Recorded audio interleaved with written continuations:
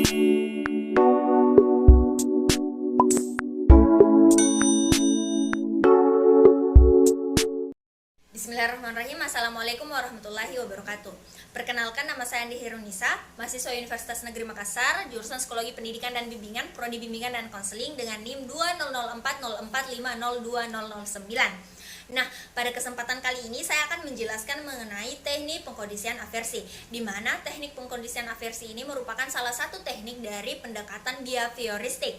Nah, langsung saja, teknik pengkondisian aversi atau aversion therapy adalah teknik yang didasarkan pada penelitian behavioris yang menunjukkan bahwa pengkondisian merupakan bentuk yang sangat efektif dalam belajar, bahkan pada orang lain yang tidak kooperatif. Teknik ini digunakan untuk menghilangkan kebiasaan buruk dan kecanduan seperti merokok, alkoholisme, judi, kekerasan, atau penyimpangan orientasi seksual. Teknik ini dimaksudkan untuk meningkatkan kepekaan konseli dengan mengamati respon pada stimulus yang disenangi dengan kebalikan dari stimulus tersebut. Tujuan untuk menghukum perilaku yang negatif dan memperkuat perilaku positif. Pada awal perkembangannya, hukuman yang diberikan berupa kejutan listrik atau pemberian zat kimia yang bisa menyebabkan seseorang menjadi mual-mual atau bahkan muntah. Nah, stimulus berupa hukuman yang tidak menyenangkan ini diberikan bersamaan dengan munculnya perilaku negatif yang tidak diinginkan. Dengan pengkondisian diharapkan berbentuk asosiasi antara perilaku yang tidak diinginkan dengan stimulus yang tidak menyenangkan atau hukuman. Nah, teknik terapi aversi didasarkan pada teori pengkondisian klasik yang dikemukakan oleh Ivan Petrovich Pavlov atau Ivan Pavlov. Pada mulanya, terapi aversi ini langsung menghubungkan tingkah laku yang tidak dikehendaki dengan situasi konkret yang tidak menyenangkan. Dalam perkembangannya, teknik terapi ini dilakukan dengan kesadaran, yakni orang yang bersangkutan diminta dengan kesadaran penuh untuk membayangkan situasi yang tidak menyenangkan yang mungkin timbul akibat dari tingkah laku yang tidak dikehendaki. Nah, terapi aversi juga disebutkan sebagai terapi penghilang, di mana imbalan tidak diberikan dan hukuman yang lebih diutamakan sebagai konsekuensi dari perilaku negatif. Terkadang perilaku yang tidak menyenangkan dalam pengalaman negatif bisa memberikan perubahan motivasi hidup. Perlu diingat juga bahwa terapi aversi juga adalah intervensi yang berisiko.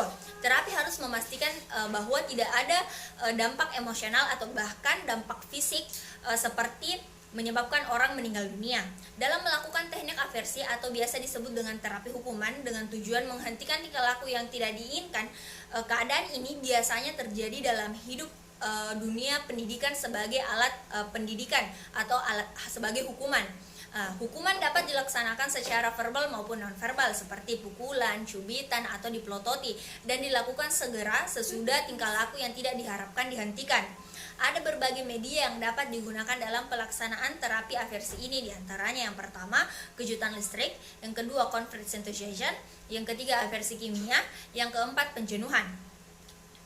Tahap dari terapi aversi ada 4 langkah. Yang pertama yaitu asesmen. Nah, dalam melakukan asesmen, konselor melakukan hal yang bertujuan untuk menentukan apa yang akan dilakukan oleh konseli pada saat proses konseling berlangsung. Nah, yang kedua adalah menentukan tujuan. Nah, setelah melakukan asesmen, tentunya perlu menentukan tujuan dari proses konseling yang akan dilakukan. Tujuan konseling ini dilakukan sesuai kesepakatan antara konselor dengan konseli berdasarkan dengan informasi yang telah diterima konselor atau dianalisa konselor dari konseli tersebut. Nah, selanjutnya yaitu menerapkan teknik. Menentukan teknik yang baik untuk dilakukan adalah inti dari proses konseling, karena teknik juga dapat mempengaruhi hasil atau berhasil atau tidaknya suatu proses konseling dalam melakukan tujuan yang hendak dicapai. Konselor dan konseli selanjutnya menerapkan teknik yang sudah disepakati oleh keduanya sesuai dengan permasalahan yang dialami oleh konseli. Dan yang terakhir yaitu adalah follow up. Nah, proses follow up ini merupakan proses menjadi tahap akhir dalam proses konseling, di mana dalam tahap ini juga dilakukan evaluasi selama proses konseling dari awal hingga saat ini, apakah ada perubahan dalam diri konseli ataukah sebaliknya. Jika hasilnya dicapai sebaliknya, maka konselor dan konseli memberikan jalan untuk mencari jalan dan membantu proses konseling. Apakah selama proses konseling ada sesuatu yang salah atau sesuatu yang mungkin kurang maksimal dalam melakukannya. Terapi aversi ini lebih efektif jika dilakukan oleh orang tua ataupun guru. Nah, mungkin itu tadi penjelasan dari saya mengenai pengkondisian aversi ini. Sekian dari saya, lebih dan kurangnya mohon dimaafkan. Wallahi ta'ala sholihin. Wassalamualaikum warahmatullahi wabarakatuh.